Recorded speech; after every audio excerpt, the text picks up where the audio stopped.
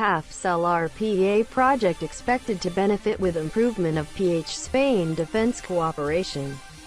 The Philippines Department of National Defense (DND) recently confirmed that they are closer to having a closer defense cooperation agreement with Spain, which is a Memorandum of Understanding (MO) on logistics, defense materiel, armaments, and defense industry cooperation, which would allow the DND to acquire to have government-to-government (G2G) acquisitions and transactions with its Spanish counterpart.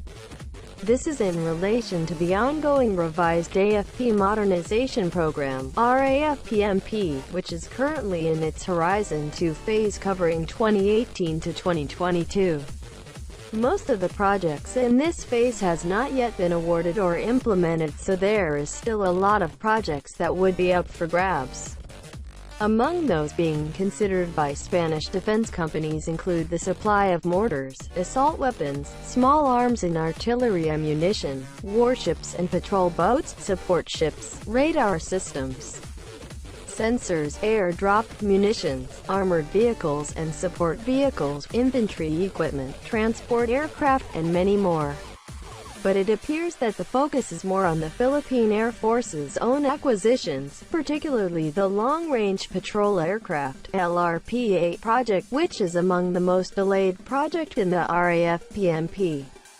The Long-Range Patrol Aircraft (LRPA) acquisition project was intended for the Philippine Air Force to acquire its first two Maritime Patrol Aircraft (MPA) that would be used for maritime surveillance, anti-ship and anti-submarine warfare, ASUW and ASW, intelligence gathering, and command and control, C2.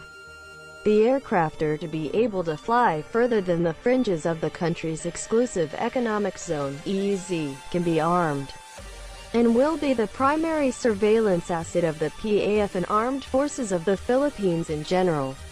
The allocated budget (ABC) for the project was PHP 5,976,000,000. The project is actually part of the Horizon 1 phase of the RAFPMP, and was among the first projects that was implemented by the PAF due to the expected long acquisition period. It was decided by DND and PAF senior leaders back then that the acquisition will be via two-stage public bidding, with the procurement process starting as early as first quarter.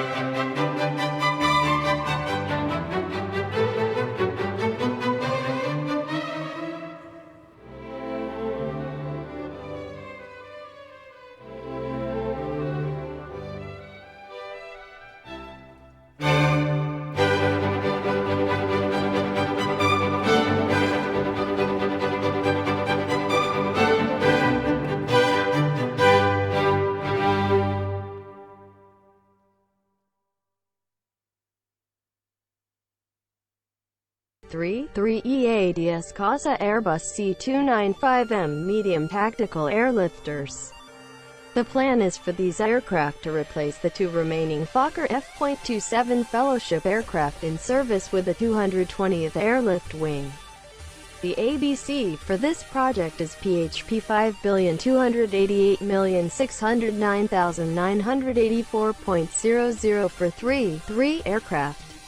Since the PAF is already using the Airbus C-295M, it is only logical and practical for the PAF to order another batch of either the C-295M or the newer C-295W with winglets, which is said to have improved performance and fuel economy over the winglet-less C-295M.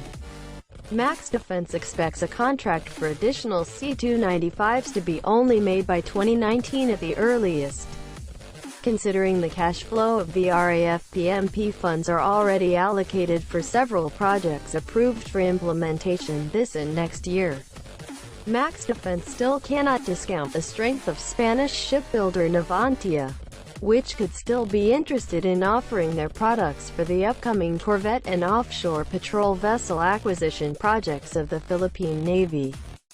Although they were absent in this year's ATIS 2018 Defense Expo in Manila, they still have presence in the region and is monitoring the acquisition plans of the Philippine Navy. Another potential project that the Spanish are interested in participating are the Philippine Marines' acquisition of mortars, specifically 60mm, 81mm, and 120mm. As well as a similar project with the Philippine Army, although limited to 60mm and 81mm only. NTGS Alacron 120mm mobile mortar, as well as EXPAL's 81mm EIMOS and its line of 81mm and 60mm mortars are said to be among those being offered for the Marines' requirements separately. It was reported that a Spanish company approached Filipino arms manufacturer Armscor Global Defense, which we believe is to discuss possible representation or even local production of munitions that could be marketed to the Philippine government. At the moment, the deal between Spain and the Philippines is not yet finalized, although it is expected that it would proceed as planned.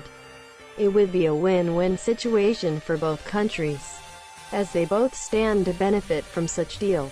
Nonetheless, the DND and AFP should start negotiations with Spanish defense companies by now, considering it takes a lot of time to complete a deal, and more time for the actual delivery.